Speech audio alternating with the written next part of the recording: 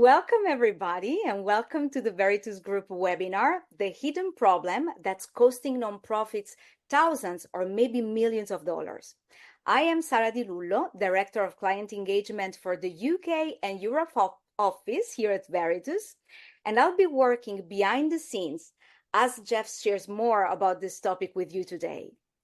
So before we get started, I want to make sure you know how to use our webinar system. Because of the big number of you with us today, we aren't able to take your question out loud. And your questions are so important to us. So I'll be working with Jeff to ensure that we address as many of your questions as are possible. And today we have an international audience. There are people connecting from the States, from the UK, from Spain, from Italy. So I wanted you to note that you can turn on the translated caption and select the preferred language in your Zoom setting. So you will have subtitle throughout all the webinar. And so that you know, I'll be sending to you a link with the recording of this webinar later this afternoon. We'll also be sharing a copy of the slide along with the recording, so be sure to check that out. So let's begin. And Jeff, I'll pass it over to you. Awesome. Thank you, Sara. This is going to be great.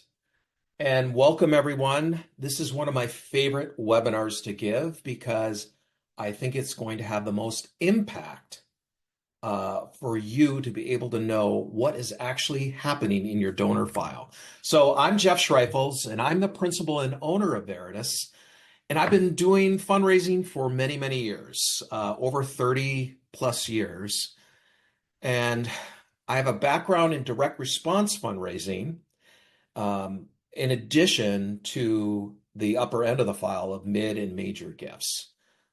So I have been in this a long time, and I love to share the information and the experience that I've had along the way so that others can learn from that. Here are the main objectives for today. We're going to discuss some of the significant problems that I feel the nonprofit sector has lost their way in. And we're going to understand the areas you need to focus on within your data and how you can begin assessing your donor file to identify potential issues that are impacting your organization. And then we're going to learn about some tools that we can catch those red flags with in your donor file. All right.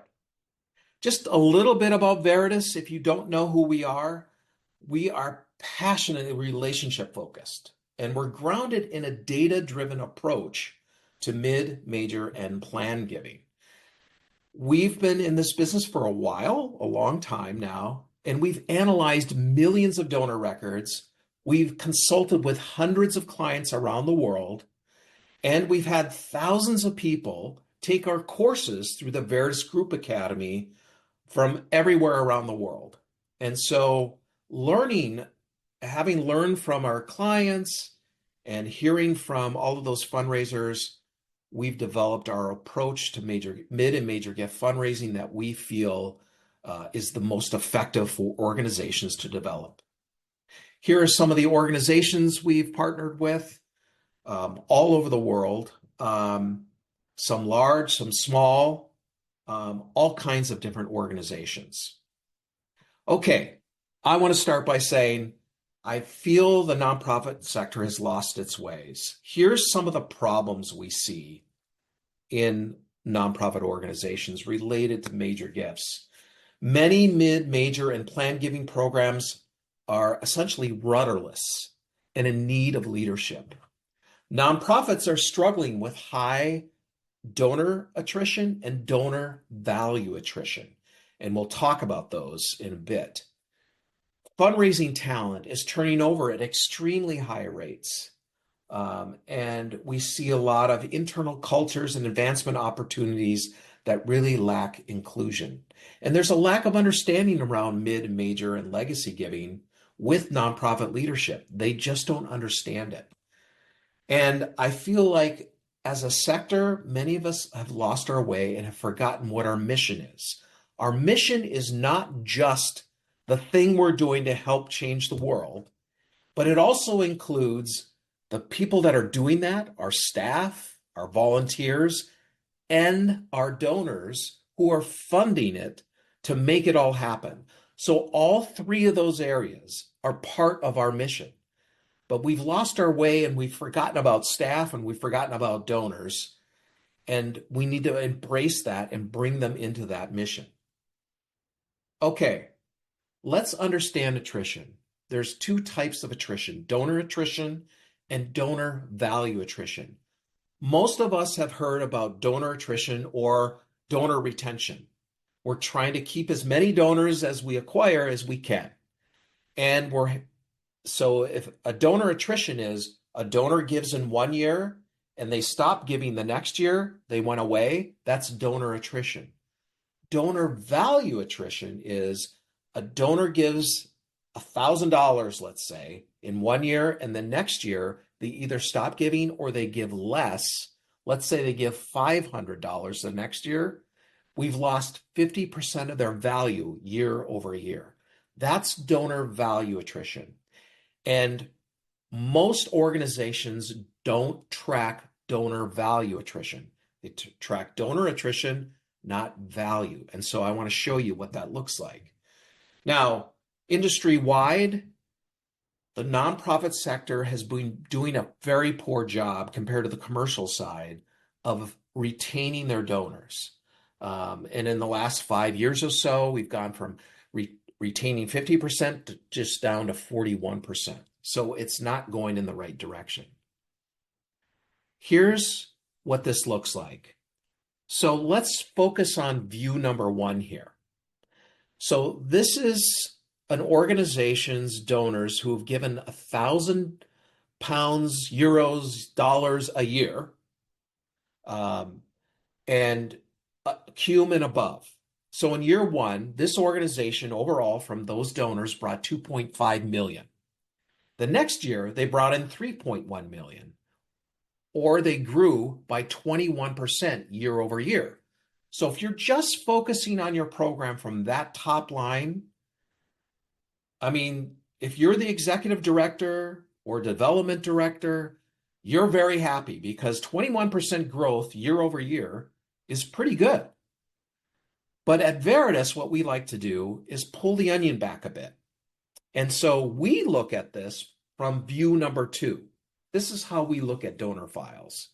So that 2.5 million, what happened to the same donors year over year? So if you look at the same donors, they went from 2.5 million to 1.3 million, or we lost 49% of their value in just 1 year. That's over 1.2 million. That's a lot of revenue gone. The only reason the overall program grew is because new donors came in at 1.8 million and masked the behavior of the donors from the year before. So they grew overall, but those donors that gave in year 1 to year 2, we lost over $1.2 million in revenue. So most organizations do not look at theirs because all they do is look at bottom line revenue. And we want to peel the onion back and look at donor behavior. The same donors that gave in year 1, what did they give in year 2, year 3, and so forth. Here's another way to look at this. This is one major gift portfolio of 150 donors. And you can see in year 1, it brought in 1.9 million. So that's a really healthy portfolio. One portfolio, 1.9 million. But you can see year over year, the same donors, by year 3, those donors that gave 1.9 in year 1 are now only giving 584,000. That's a almost 70% loss in value from year 1 to year 3. That's huge.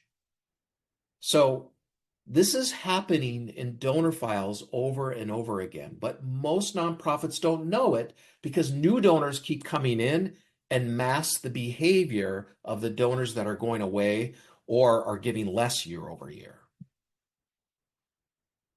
Here's another example of an organization. This organization grew from year 1, 20 million in total revenue to year three, 23.3 million. So they increased giving by 17% over this period. So not bad growth. And so you're looking at, we're growing the overall revenue.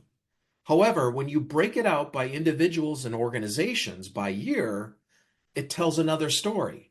So those donors, those individuals that gave in year one 10.5 million, those same individuals by year three were now giving 7.5 million, or we lost $3.3 million over that time period. And the class that came in year two that hit over 100,000 and above was at 3.1. The next year, those donors only gave 1.7, or we lost 44% of their value. And you can see similar with the organizations that gave to that organization. So from year one to year three, they lost $9.1 million to value attrition. Now remember, they grew by 17% year one to year three, 20 million to 23.3, but even so, they lost 9.1 million to value attrition. Now, when we presented this to the executive director of this nonprofit, they were astounded because they thought they were growing, which on the surface, they were growing. But they lost 9.1 to value attrition. And so rightly, the CEO said, what if we could recoup at least half of that value at 4.5 million or so? That's $4.5 million more to put towards our programs. So that's an example. Another thing that we found in the file is a lot of this, a lot of giving same gifts year over year over year. So that means there's a lot of loyalty. Could be they have a sustainer program, or a pledge, or a pledge program. And so they're giving the same amount every year. That's great because they show loyalty. But what that also tells us is that no one is actually challenging these donors to give more. No one's sitting in front of them face to face asking them for gifts. Because if they were, you would see giving going up in the file. But we see a lot of donors giving the same amount every year. So that's great because it shows loyalty to your mission. But there's opportunity here because these donors could give way more in revenue if you were able to challenge them a little more. So why do we see all this value attrition going on? And here's one big reason why we see this in donor files. If you look at the orange boxes, this is what a donor is telling you. They said to us, hey, you made us aware of a problem and you asked me to help and said, if I helped, it would make a difference in the world. So I believed you and I gave what I could. This is where an organization can go right or wrong. If you follow the red circles, this is what most nonprofits get wrong. They don't tell the donor how their gift made a difference. And so what happens is the donor goes somewhere else to give so that they know that they've made a difference in the world. The number one reason donors stop giving to organizations is because the organization does not do a good enough job of reporting back on the impact of that donor's gift. So if we can solve that problem, we can solve a lot of the donor value attrition going on in your donor file. The organizations that do a good job of that are the blue bubble. If you actually tell that donor how they made a difference with their gift, they're going to want to help again, over and over and over again. Okay, here's some things to keep your eye on. If you're serious about keeping these donors, you want to be able to look at the number of donors who give the same amount every year. There's an area of opportunity there. We want to track those issues with new money, masking the behavior of the donors that gave last year to the next year. You don't want to have too much focus on securing money from new donors because you have donors in your file that will give. They just need to be asked. And you have to have a system in place in your organization that supports reporting back on impact. Key things for your organization. I want to talk about the healthy donor pipeline. So this is what it looks like. From the beginning, the first gift a donor makes, all the way to when they make a planned or a capital gift to your organization. We want to make it as easy as possible for the donor to give to their heart's desire. Unfortunately, many organizations put up barriers that don't allow the donor to do what they really want to do. Whether they're strategically, they don't have things in place, like they don't have a mid-level program, they don't have major gifts, or they don't have a solid new donor acquisition strategy. All of this needs to be in balance so that when a donor first comes into your organization, you allow that donor to freely move up to what they really want to give. So it could be you have a sustainer program and you just let it go. And I understand that because it brings in a lot of revenue, but there's opportunity within that sustainer group to ask those donors to do more because they have the ability to do more. So there's all kinds of ways that we put up barriers in nonprofits that doesn't allow the donor to give to their heart's content. And what we see a lot is in the mid-level. So in the mid-level here, we often see what we would call a donor clog. And we see this a lot of times in the $1,000 to $24.99 level. We sometimes see it at the $100 to $249 level. There are areas in the pipeline that donors stop moving up. And it's usually because we're not challenging the donor, or we're forgetting about that donor, or we're not getting face-to-face time with those donors. So there's a clog point. So what do we need to do? We need to regularly and promptly report back on impact. I'm going to say that again and again. Impact reporting is absolutely crucial. We need to be committed to learning the donor's interests and passions as it relates to all of your programs so that we can match those up. Because when you match up the donor's passions and interests with all of your needs of your organization, that's when you start to see major gifts really take off. And you need to start to build trust between the organization and the donor. That's another key element. When a donor trusts you, they'll be able to give more because they know what you're going to do with the revenue. And you need to connect the donor directly to your mission. These are the keys to what you need to do to be able to help stop value attrition and increase donor engagement.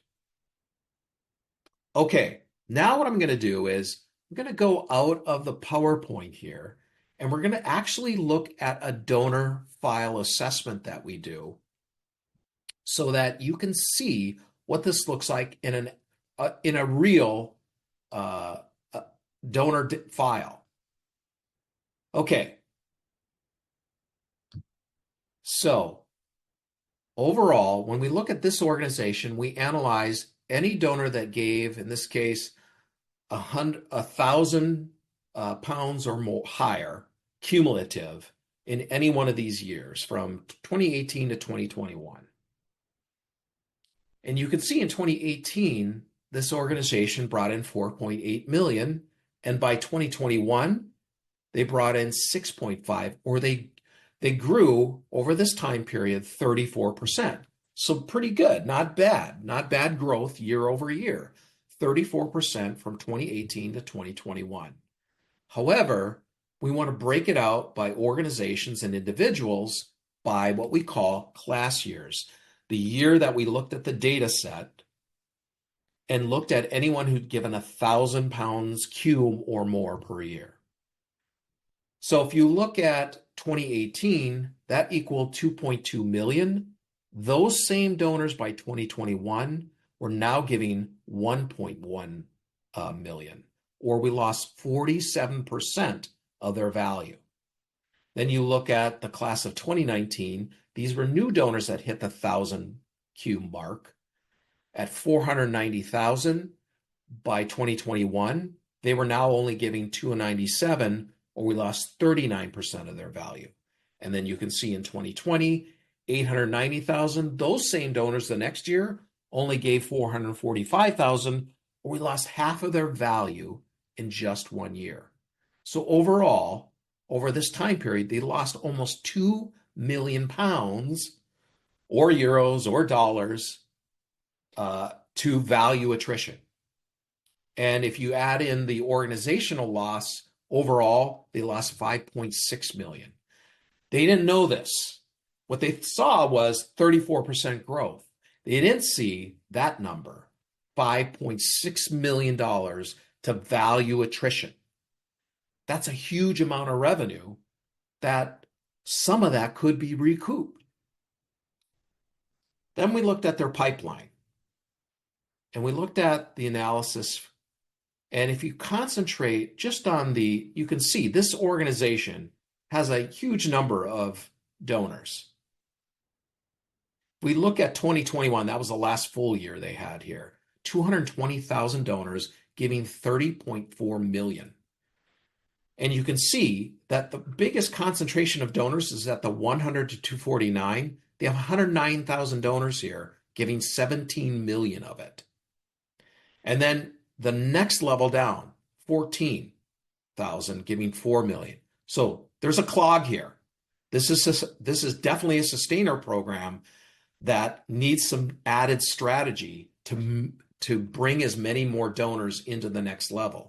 But then here's what I want to concentrate on: the mid-level area, both the 500 to 99 level. They have 1,800 donors, $1.1 million in revenue. And then going down to the 1,000 to 249 group, 568. And then the next drop, 5,000 to 999, only 27 donors. And then you can see from their mid to major gifts, very low compared to all these donors that are giving low dollar donors, right? And so this organization wants to build their mid and major gift program. Then what we did is we did a revenue projection. What is possible with this file if they actually had a disciplined mid and major gift program? Currently, they're at 6.5 million. So we looked at major gifts, how many donors would actually qualify in a portfolio. And after the first year of working with them, they would be able to bring in, they'd have 293 donors in their major gift portfolio, bringing in 629. By the end of 5 years, we believe this program could grow from 629,000 to 3.5, almost 3.6 million in total revenue. And you can see a big jump in the year 3 here. So this is potential transformational giving. We know that by the end of year 3, if you've really built a disciplined program, you're getting to know your donors, you understand their passions and interests, we will start to see more 6-figure gifts, sometimes 7-figure gifts with an organization, and start to see that transformational giving start to kick in. And so that's when we would start to see it.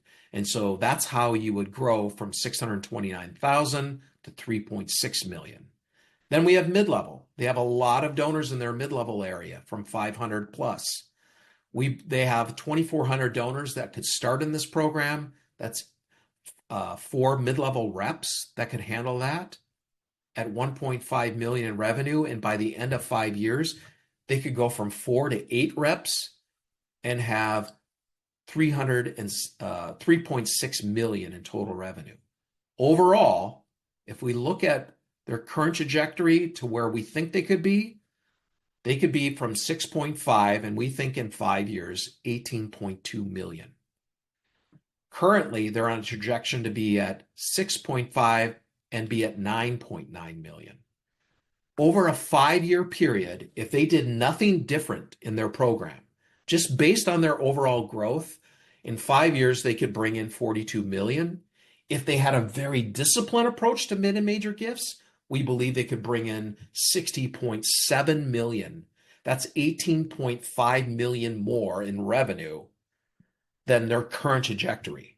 So obviously, this was something the executive director and the development director saw the potential and got excited about and wanted to develop a mid and major gift program that was very disciplined. So that's a little snippet into the donor assessment and what we often find in the file. Okay, so overall, the goal is to create a fundraising system and strategy that helps the donor give to their full capacity. That's what we're trying to do. So you need to ask yourself, are you looking at year-over-year growth of your existing donors? Are you accounting for the impact of that new money on your overall net revenue? What is your rate of promotion to major gifts from mid-level? So do you know how many people in that mid-level every year are moving into major gifts? I will tell you, of all the analysis that we have done, in just an organic way, donors move at a 0.02 to 1% of the mid-level file moves into major gifts on their own. If you have a robust mid-level program, it goes from 3 to 4% overall. That's a huge difference of donors moving into major gifts every year. And then finally, are you evaluating your donor attrition and donor value attrition? This is really important to look at. Okay, so how do you assess that donor pipeline that we saw where there were clogs in them? You can go to your database and select any donor who gave $1, £1, €1, or more in any of the last 4 calendar years and or year to date.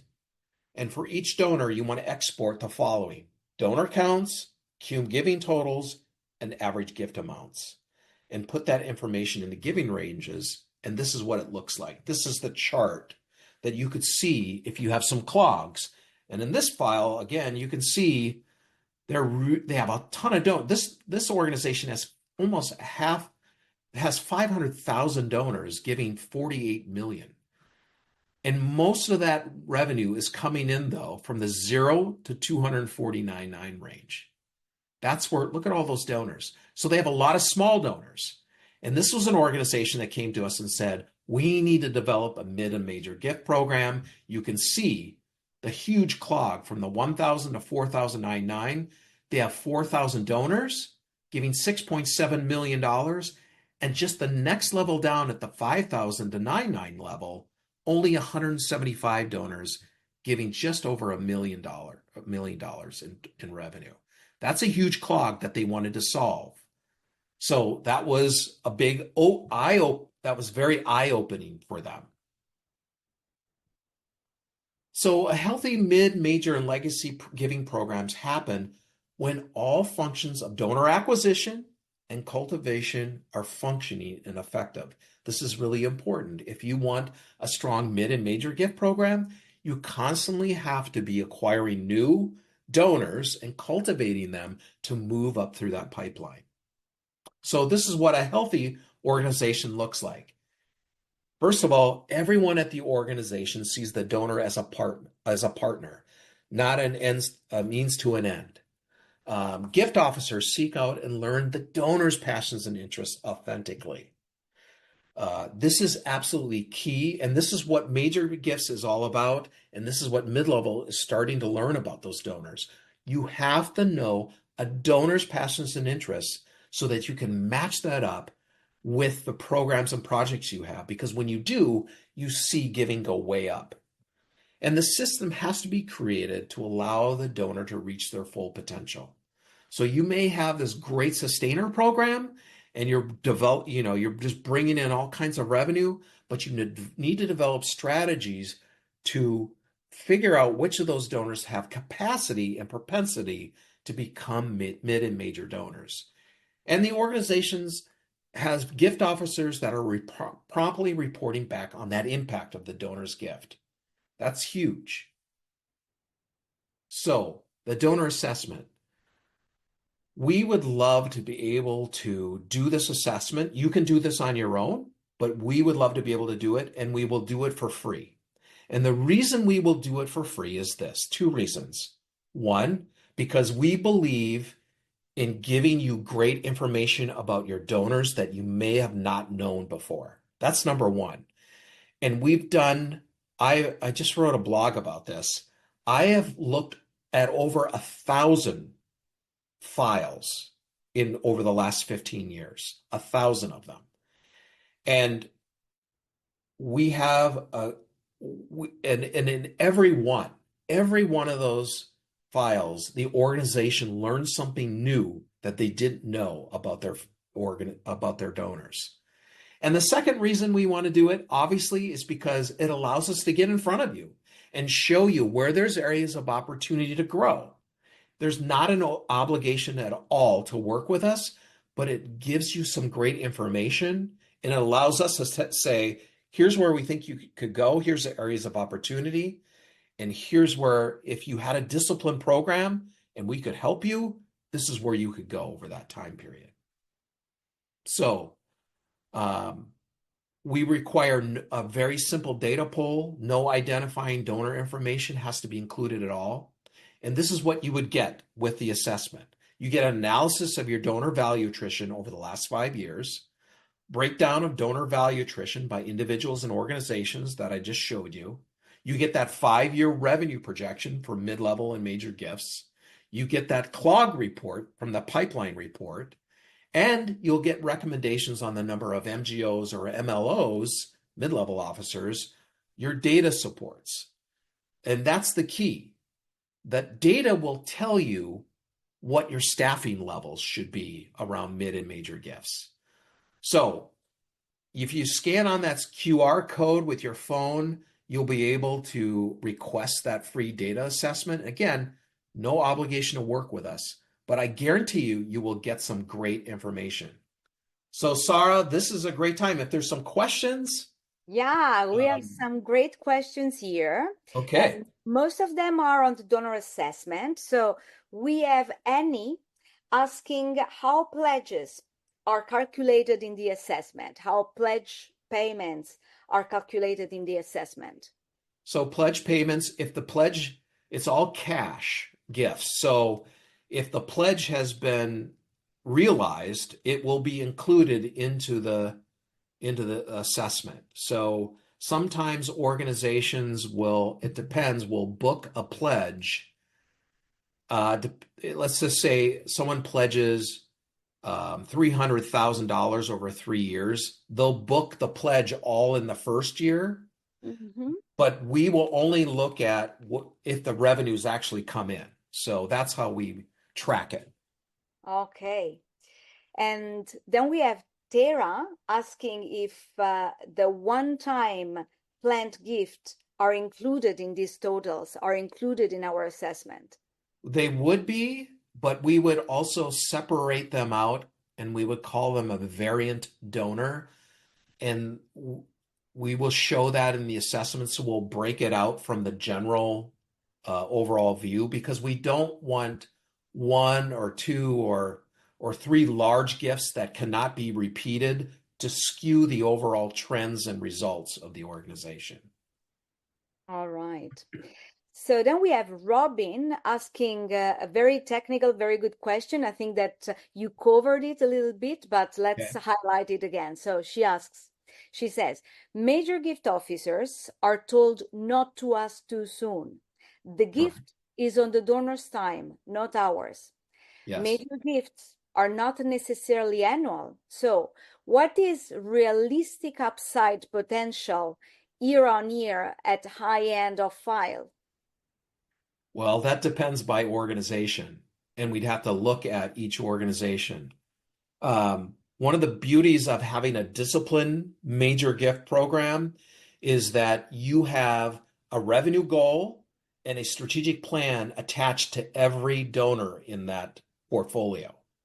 So by doing that exercise and that discipline approach, we would know exactly what is expected from each donor and what we're going to do to cultivate and steward and solicit that donor over the course of 12 months or In some cases, you're right. There might be some donors that take longer than 12 months to solicit, but we would have that in our strategic plan. So it would be based on each portfolio to know who the donor is, what the expectations are, what their revenue goals overall are, to know what kind of year-over-year growth to expect. But I will say, when we work with organizations, what we see in the first year is somewhere around a 23% growth in revenue from that portfolio overall. All right. Thank you, Jeff. Now, Micah is asking, what is the size threshold for the donor assessment? Is there a certain size organization that is too small to have this assessment completed? Yes, we would like to see at least, I think, 500 donors that hit a criteria of at least 500 cum or above. Yeah, but And then still, an organization that's overall contributed revenue of at least $1 million or above. okay. I would suggest that even those small organizations, if they're, curious and want to know more about what we do at Veritus, get in contact with us because we might have interesting information for them as well. Yeah, because the other thing that we provide outside of consulting is our training, our courses in a lot of smaller organizations. And one of the reasons we develop these courses is because not everyone can afford consulting on a daily basis. And Yeah. so we develop these courses to help train major gift officers to start developing this discipline approach to mid and major gifts. Thank you, Jeff. Okay, Erin here is asking, Yeah. how do you handle emergency response groups and donors who are motivated by specific emergency, not the organization overall mission and work? Yeah. Yeah. So we take all of that into account when we're looking at the assessment. We have a discovery document for every organization. And one of the questions in the discovery document that goes along with the data is, do you have emergencies? Do you have a capital campaign? Anything that could skew regular results in the organization, so that we're aware of that for when we do forecasting, we will take that into account. And also, as we develop portfolios, we would take into account the type of donors that make up that portfolio, knowing that disaster donors may or may not be good donors that are going to give every year just because they love the mission. They might be only care about a certain kind of disaster, and that's a different strategy. What we're trying to do is really build relationships with donors over time, because when you do that, their engagement gets deeper and deeper, and we see giving go up year over year over year. Those are the donors we want in portfolios and who we want to develop. That's great.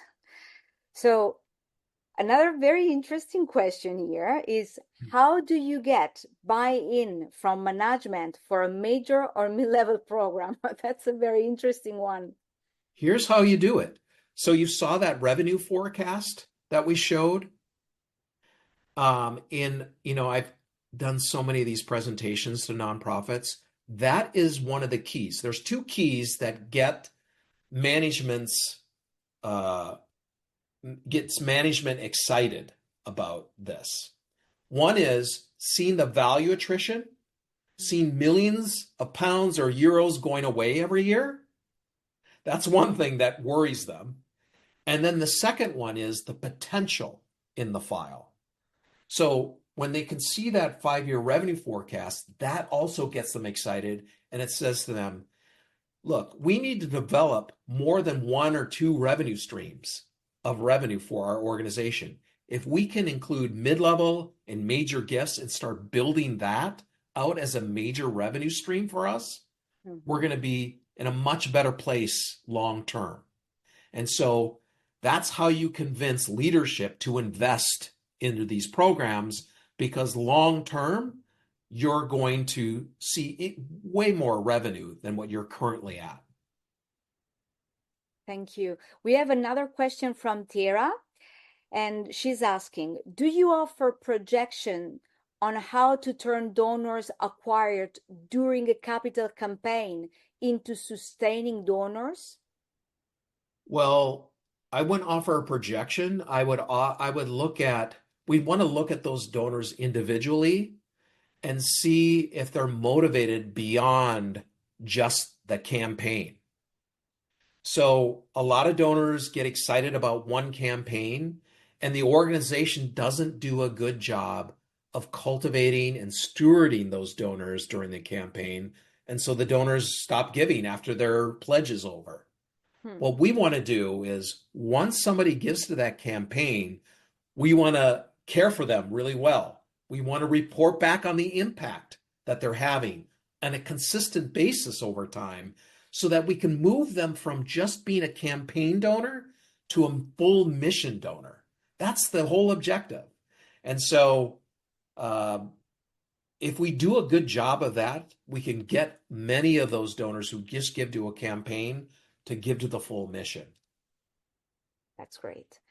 So we have a question from Andrew asking, are you seeing the same value attrition rates internationally? Yes, in fact, we're seeing even greater value attrition amounts than what we see in the US.